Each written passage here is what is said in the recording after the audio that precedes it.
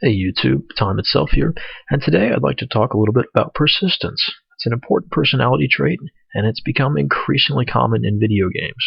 I'm not talking about the personality trait in video games, rather the fact that what you do in one game session or one game impacts the next game.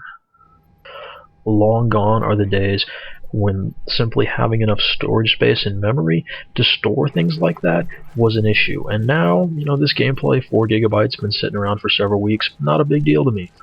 Persistence isn't just like the stats that you keep around, it's the metagame, the overarching game that's not really part of the normal game mechanics, but it actually, everything you do plays into that. And normally it takes the form of an RPG style leveling system. Now, it's not actually an RPG because there's really no role-playing aspect to it.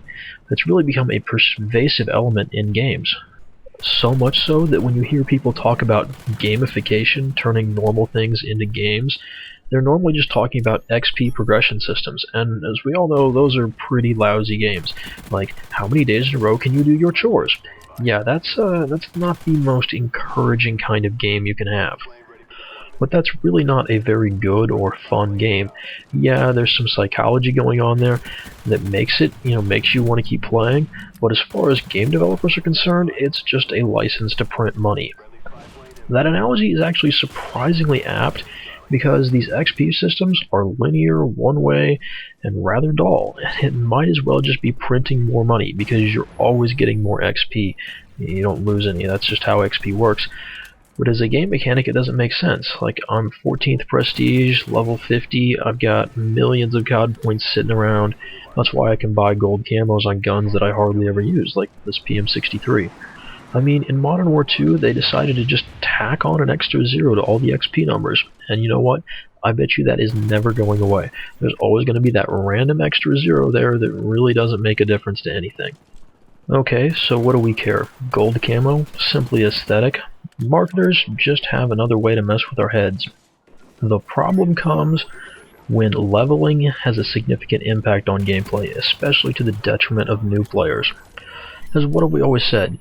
Playing more should only make you better at a game. It shouldn't give you an advantage in terms of what you have to work with, although recently there have been some trends towards giving you more choices to play with, but you shouldn't have a distinct advantage just because you've played more. And up until Black Ops, I had largely justified leveling systems as a way of keeping new players from getting in over their heads. Veteran COD players might not believe it. There's actually a fairly significant learning curve to this game, and if you just drop someone new to it in with all of the options, they're not really going to figure it out, and they're probably going to get overwhelmed. And the leveling system, kind of gives them a way to play with things one at a time, and it really didn't actually have that much of an impact. In COD 4, you started out with a lot of good classes, and you unlocked stopping power almost immediately, as I remember. It really wasn't too much of an issue. But along comes Black Ops, and the thing I have real issue with is the pro perks, specifically Ghost. Now, I know a lot of you are like, no, you shouldn't encourage people to use Ghost. Well, it does have its place in the game, but specifically Ghost Pro has its place in the game, because when that chopper goes up, that chopper gunner is up in the air flying around, the only way that you're going to be able to spawn in and live most of the time is to have Ghost Pro. If you don't have Ghost Pro, you're just going to get shot off your spawn. If you do have Ghost Pro and someone spawns in next to you without Ghost Pro, you're going to get shot off your spawn, just because that's the way the chopper gunner works. And getting Ghost Pro is not an easy thing. So this is one case where a new player is at a significant disadvantage to someone who has been playing the game for a while. I mean, okay, they gave up the chopper gunner. Does that mean that they need to die on their spawn 3 or 4 times in a row? I really don't think so. I think that's a good way to get players to leave the game, honestly. Now here is the real kicker to me. It's not that just you can go in and farm some noobs like this. It's that the game encourages you to. To get more XP, the most effective way is to find some poor saps without Ghost Pro and get a chopper gunner up on them and just rake in the kills. I've heard people before suggest that it's this whole YouTube thing that encourages noob stomping. No, the game itself does a plenty good job of that on its own without the support of any YouTube requests for insane KD games. The thing that makes people want to play games is that they're a fair chance to show some skill, to have some fun. If it's not fair, why do people want to play that game? I guess you could make an argument that the XP system gives them some incentive to play anyways, because they'll always get at least some XP unless they're absolutely terrible. Check this out. This is why I love playing with friends.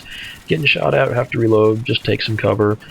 Yeah, I'll have a friend take him out before too long. I really hope I don't have to go into anything further in saying that multiplayer games should be fair. Just consider single-player games. They're supposed to give the player a challenge to show that they understand what's going on. Now, if you have to prove that you understand some skills before you can move on to the next zone, the next level, get some equipment, solve a puzzle, it's a linear game. That works, but the entire time, you're supposed to be able to beat the challenge. When you have player versus player and it's not fair, someone's going to win a majority of the time, and no one wants that. I guess if you're on the winning end, that might be okay, but it's really just not as satisfying if it's not a fair fight. In single-player games, even if the enemies are higher level than the player, at least the player is supposed to have some kind of advantage to be able to win. The AI, equipment, planning, whatever have you. In some way, the player is supposed to be able to win this fight reliably. Okay, so this is annoying, but it's actually a prelude to something worse. And that is, once you've convinced people that by playing more, they should have an unfair advantage, it's not too much further to go to if they pay more, they should have an unfair advantage. And that is a very serious problem for all of us. At that point, how much of the game is actually left? If you just, whoever pays more wins. How fun is that? On either end, if it's just an easy win for you, what's the point? And if you're just going to play to lose, why would you even play to start with? This is a nice series of plays.